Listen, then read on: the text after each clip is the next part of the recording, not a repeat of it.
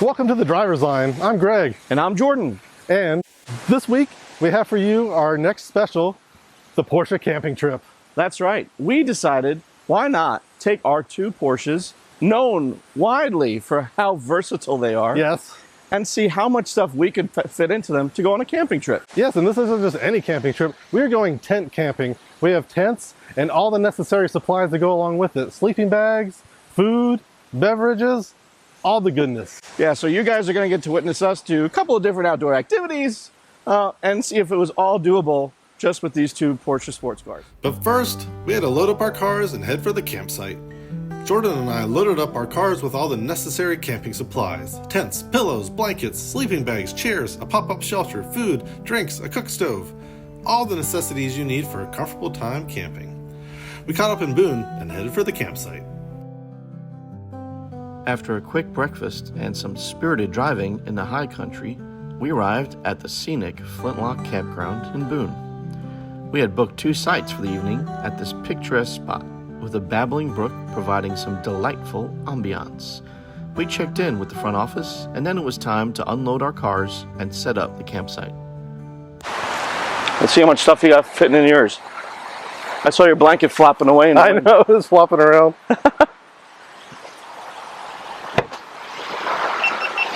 So I have all our camping tents. Of course, my pillow we got, but we got a shelter. We got other things here, cots, chairs. We got the whole setup right in the trunk.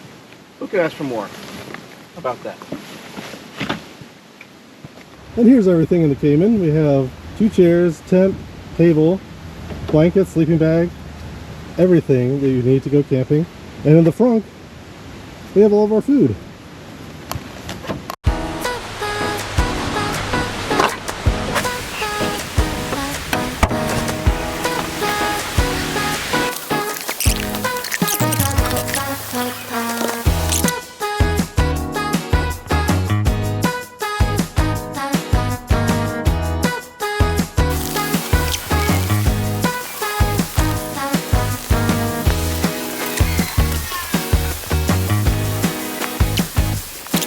A few moments later.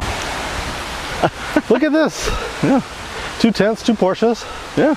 After expending our energy setting up a legendary campsite, we needed nourishment, so Jordan broke out the camp stove and we cooked the camping staple, Franks and beans. Oh! All right. Okay.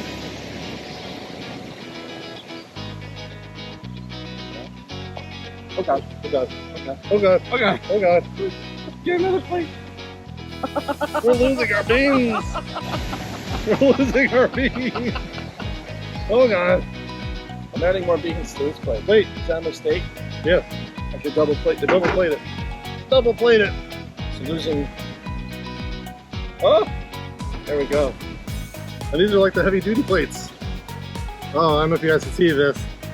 It smells even better than it looks. Yeah. Well, thanks for joining us in the Driver's Line Kitchen. Thanks for joining us on this episode of the Driver's Line Kitchen at the Porsche camping trip. Yeah, if you like more content like this, let us know, because we're probably never going to do it again. As the sun set over our Porsche campsite, we enjoyed a couple of adult beverages before turning into our dry, comfortable, cozy tents, listening to the sound of the babbling brook as we faded off to sleep. Little did we know that Mother Nature had other plans, at least for one of us.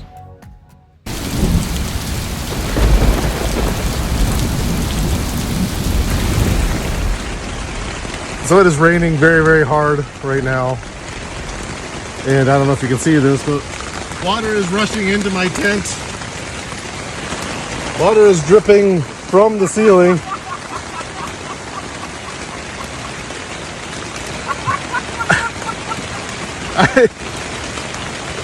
I am the most miserable human in the world right now. Well, while Greg is suffering in the rain, I'm nice and dry and working on editing. So there you go. Amazon tent for the win. Stop raining! This is the worst. Fortunately, the deluge of rain eventually stopped, and the sun rose over our drenched campsite. While our campsite may have been soaked, both of our Porsches remained bone dry thanks to their quality German engineering. My tent, not so much. Undaunted, we were ready for breakfast. Well, good morning. Good morning. After an eventful night, we are now making breakfast. Yeah. I am sous chefing for Jordan. Greg had a rough night. Yeah, it was not a great night for me. I was great. Yeah, mine wasn't. We had a bit of a leak, we'll just put it that way, and It wasn't in one of the Porsches. it is not in a Porsche, it was in the tent. No. Yes, Yeah. I was pretty miserable, let's be honest. Hotels were called. Hotels were called, but I was still unwilling to pay the fee, so I toughed out the entire night. You did. You were tripping.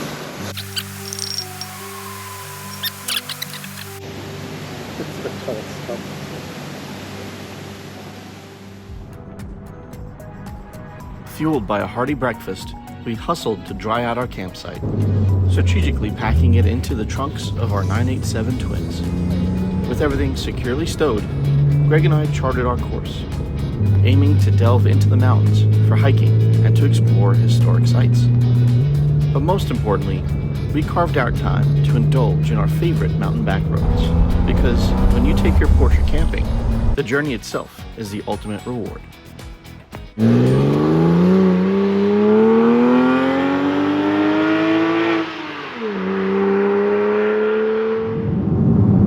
So what exactly makes a Porsche so great? We talk about it a lot on our podcast, but we really don't dive into the specific details of what makes it great. And we say, oh, they're great to drive, great to look at, great to, have great marketing schemes, all of these things, but what actually makes the Porsche great? And a lot of it is just literally its usability. Like, I'm driving a Cayman on the Parkway right now, full of camping gear, but you can't see anything because it's not in the cabin. I've got two trunks, trunk in the front, trunk in the rear.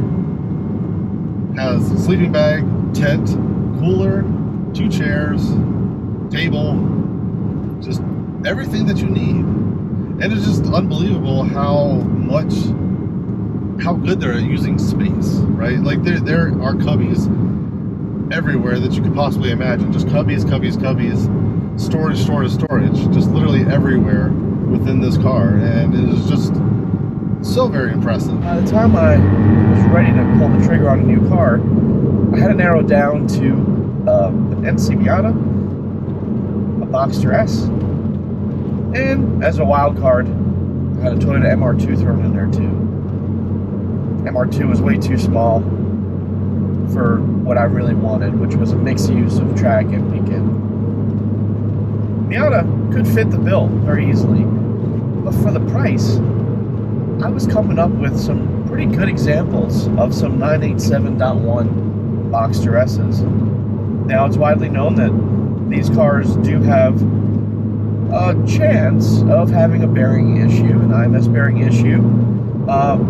So I was looking frantically for ones that had already been repaired. And lo and behold, I did find one. It was in Virginia.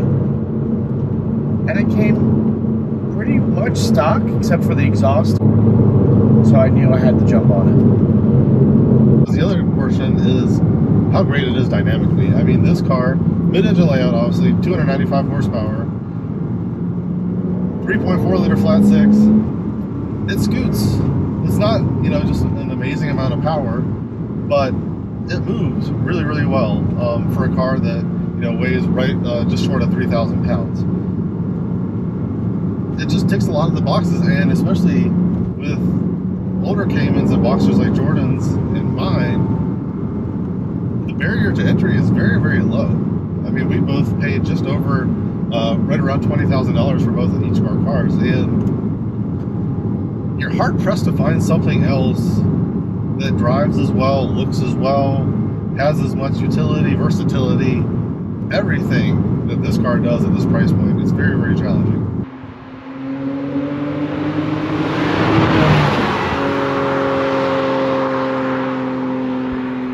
The second I drove it, I knew this was the car for me.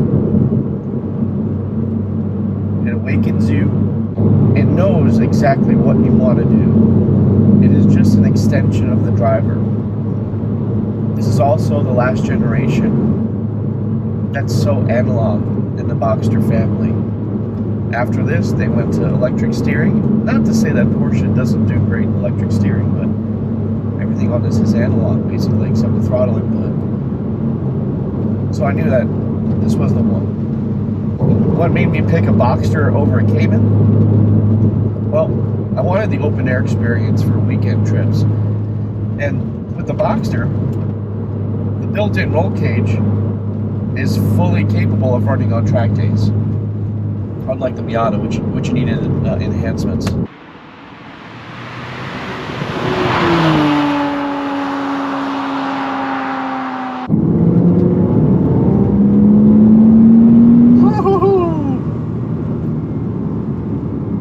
We just gotta talk about the flat six a little bit. It sounds so good. I'm a V8 guy as much as the next V8s sound probably the best, but I think the flat six is a very, very, very close second. It just sounds so good when you really get it up in those high RPMs. It just howls at you. It just howls, and it sounds so cool. So the Cayman comes with a 3.4 liter, at least in the Cayman S, comes with a 3.4 liter flat six, and it's just, again, it's just a great, great engine. It doesn't make a lot of power until you really wind it out. But it still makes a lot in a usable range that you can kind of bum around town. It's not like a Honda S2000 where you really just have to, bring it by the neck constantly all the time. The Cayman is a lot more usable in that sense, and the 3.4 liter helps with that, significantly. And the other thing I love about this car is, again, the mid-engine layout. I would really love to know what other competition is out there for 20 to 30,000 bucks with mid-engine, 300 horsepower, manual transmission. What is there? They use Porsche. Really, that's the answer. And I mean, that's one of the things that Porsche talked about a long time ago. Someone interviewed a Porsche executive and was like, "Why don't you guys make an entry-level car?" He said, "We do. It's got to use Porsche." Sure. I guess that's it. That was both Jordan and my first entry to the brand. And, I can't say I'm disappointed. I mean, the car is fantastic. This car is 17 years old and doesn't drive like it.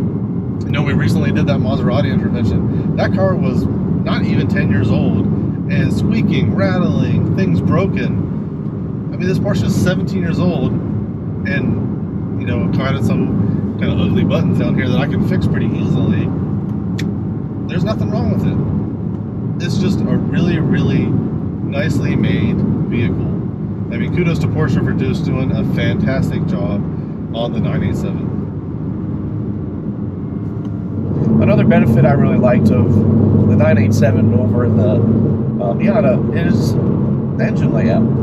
I thought it was pretty awesome to be able to own a mid-engine car with all the different handling characteristics that has to offer at that price point. That's not something that you can find very often. There's an immense amount of grip from the back, obviously, with the placement of the engine where it is. Turn in is crisp. It's completely flat in the corners, very hard to upset. And when it loses grip, it's very predictable to regain traction and control. It's not gonna flip you end over end like an old 911 will. Obviously, there's some fun with that too, of handling that and being able to work with that. But this is a scalpel. I know exactly where I'm going to put it in the corners, and it responds immediately. So besides the fantastic handling characteristics of this car, what else do I love about it? I mean, the sound. Flat six, right behind your head, wailing away. I mean, it's music to your ears. There's no point in installing a high-end stereo system in one of these. Nothing is going to sound better than the flat six. So it's got all the basics right. But when you compare this with the 986, which are also available on the market for a lesser price, the interior upgrades in here make it feel like a completely different level. And then when you're looking at the styling, you don't have the fried egg headlights that so many people detest on on the 996 and the 986. It's got the classic lines of a Porsche, and it's a styling that's aged really, really well.